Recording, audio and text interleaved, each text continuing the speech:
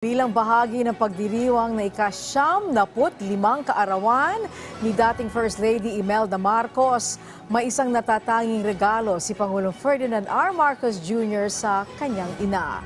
Ito ay ang pagkilala sa kanyang mahalagang papel sa pagpapaunlad ng bansa at pagpapabuti sa pamumuhay ng mga Pilipino.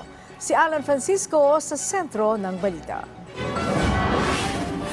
Nagdiwang nitong July 2 ng kanyang ika-75 kaarawan si dating First Lady Imelda Marcos. I have two presidents. Great president. Yeah. Ito naman ni Daddy lahat ito. Sa latest vlog ni Pangulong Ferdinand R. Marcos Jr., nagbigay siya ng pagpupugay sa kanyang ina. Pinuri niya ang dating unang ginang sa kanyang naging kontribusyon sa bansa. Kasama na rito ang specialty hospitals at mga arts institutions na tinayo ng kanyang ina bilang pagkalinga sa mga Pilipino at pagpapahalaga sa talentong Pinoy. Inalala ni President Marcos kung paano ang mga proyekto ni dating First Lady Imelda ay nagbigay ng pagkilala sa Pilipinas noong panahon ni dating Pangulong Ferdinand E. Marcos Sr.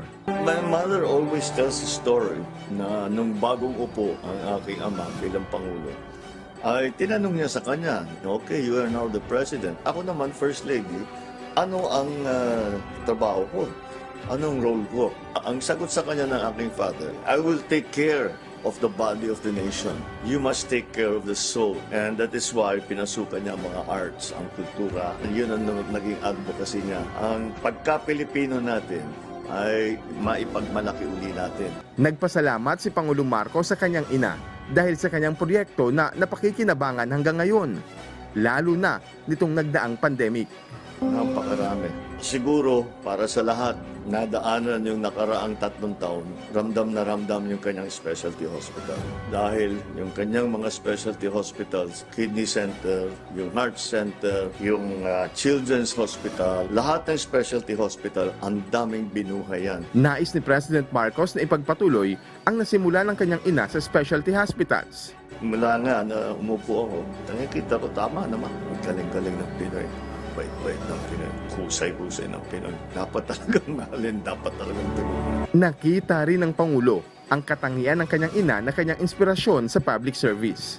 Yung makatao, nakita ko sa mother ko, kahit sinong kausap niya, kahit yung mangingisda, kahit yung Queen of England, kahit yung mayaman, kahit yung kapitbahay niya nung nasa Tolosa pa siya, yung mga classmate niya nung nasa eskwelahan siya, kahit sino ang kaharap niya, may koneksyon kagad. Ang nanay ko talaga, dapat maintindihan ninyo, probinsyana talaga yan eh. Si Silly Promdi, I'm proud of it. And that's yan ang charm niya eh. Hindi nawala sa kanya yung pagkasimple niya na tao. Kaya kahit sinong kausap niya, nagiging kaibigan niya kagad. I've seen it, kadil niya yung mga mayayabang na politiko. May kadil siya na isang lasing. May kadil siya na bastos. May kadil siya hari ng kung saan. May kadil siya na bilyonaryo. Kasi pare-paro trato niya. At saka nagiging kaibigan, nakukuha niya kaagad yung puso. Hindi ko pa rin na-master yun.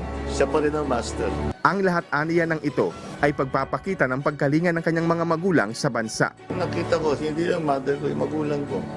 Lahat ng kanilang ginagawa nanggaling dahil mahal na mahal nila ang Pilipino, mahal na mahal nila ang Pilipinas. Magpapakamatay sila para sa Pilipino, papakamatay sila para sa Pilipinas. Alan Francisco, para sa Pambansang TV, sa Bagong Pilipinas.